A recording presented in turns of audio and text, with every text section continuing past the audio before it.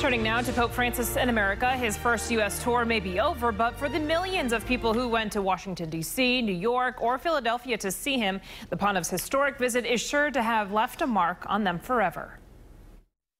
It was truly unbelievable. The best part for me, to be right there close to the Holy Father, celebrating the Mass, but really the key thing for me was bringing Holy Communion out to the people. That's taking the message of Pope Francis, just what he says, meeting the Lord at Mass, and then taking him out to God's people.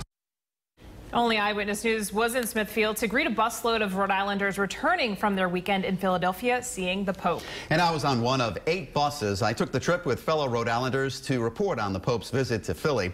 Eyewitness News reporter Brian Yacono was there early this morning as we arrived back in the Ocean State.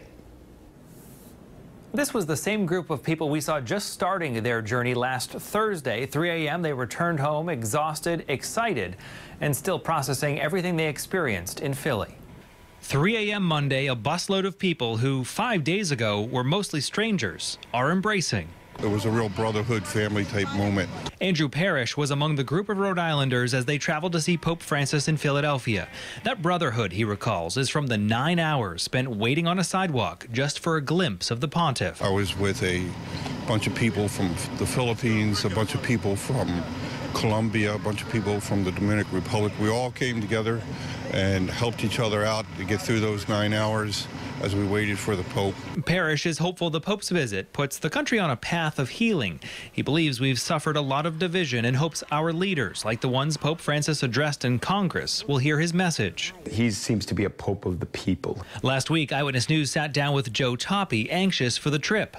The energy was beyond anything that I could have imagined. I caught up with him just hours after his return home.